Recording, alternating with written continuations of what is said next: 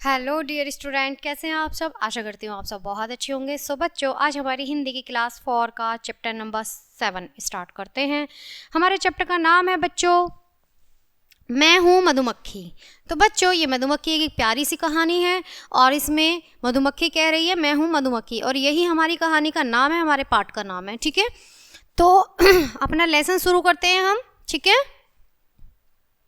संभव और खुशी फूलों के बगीचे में पकड़म पकड़ाई खेल रही थी। ठीक है, खेल रहे थे, तभी उन्हें फूलों पर मंडराती गुनगुनाती मधुमक्खी दिखाई पड़ी। वह कभी इस फूल के ऊपर जाती तो कभी उस फूल के ऊपर।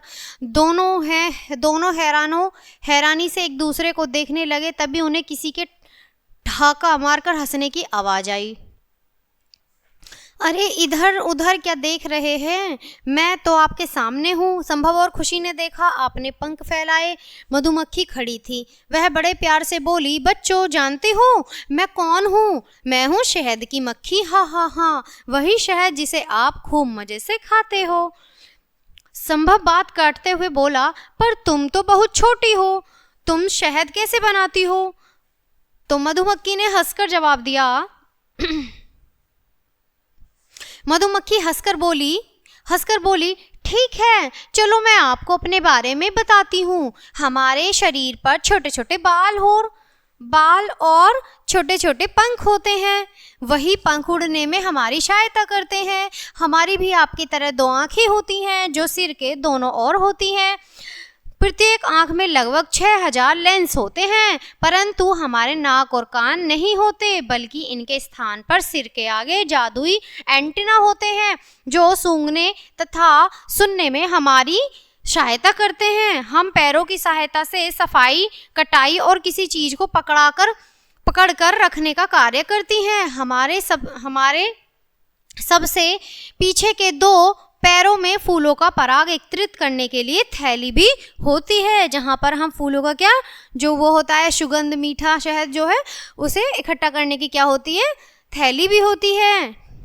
हमारा सामाजिक जीवन बहुत ही रोचक होता है। हमें अकेले रहने और अकेले खाने की आदत नहीं होती। हम प्राय छत्ता बनाकर समूह में रहती हैं। प्रत्येक छत्ते में एक रानी मक्खी होती है। हम सभी मधुमक्खी उसके निर्देशों का पालन करती हैं।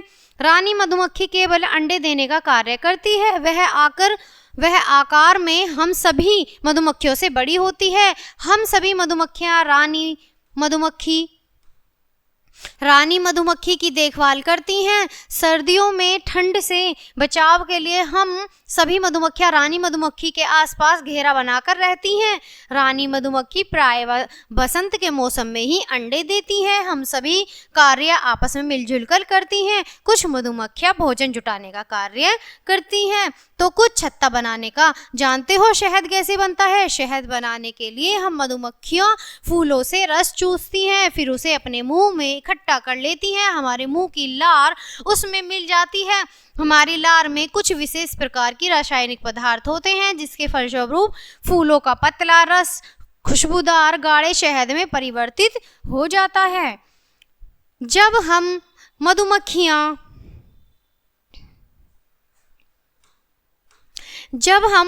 फूलों का रस चूसती हैं तो पराग और फूलों का कुछ भाग हमारे पेट में चला जाता है। वहां जाकर वह मोम में बदल जाता है। यह मोम हमारे पेट की त्वचा की थैलियों में जम जाता है, जिसे हम अपने रहने के लिए छत्ता तैयार करते हैं।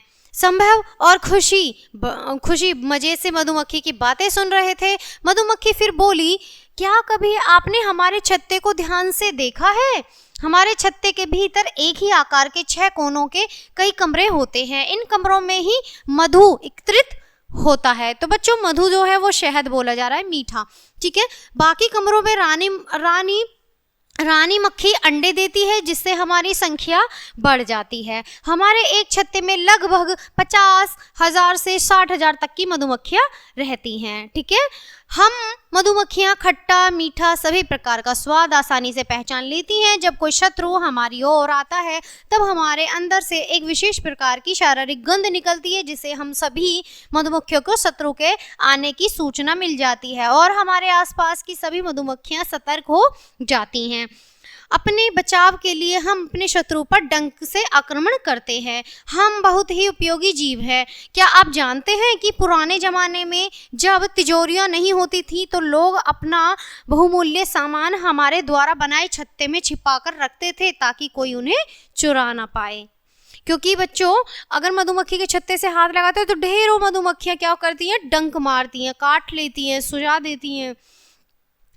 हमसे ही आपको मधु एवं मोम प्राप्त होता है। यह मधु ही पौष्टिक एवं स्वादिष्ट होता है। मोम का प्रयोग मोमबत्तियां बनाने तथा सौंदर्य प्रसाधनों में भी किया जाता है। तो बच्चों, देखा आपने मैं कितनी उपयोगी और परिश्रमी जीव हूँ। तो बच्चों, कैसी लगी हमारी मैं हूँ मधुमक्खी का ये पाठ। आई होप आपने एंजॉय किया होगा और आपको अच्छे से समझ भी आ गया होगा कि मधुमक्खियाँ कैसे वो अपना शहद लेती हैं, कैसे रस चूसती हैं फूलों का और फिर कैसे वो शहद बनाती हैं छत्ते में। तो बच्चों, आपको कैसा लगा ये पाठ मुझे बताइएगा ज़रूर। तो मैं आपसे लेती हूँ विदा, मिलती हूँ आपसे नेक्स्ट पार्ट में नेक्स्ट वीडियो के साथ। तब तक के लिए बाय बाय प्यारे बच्चों।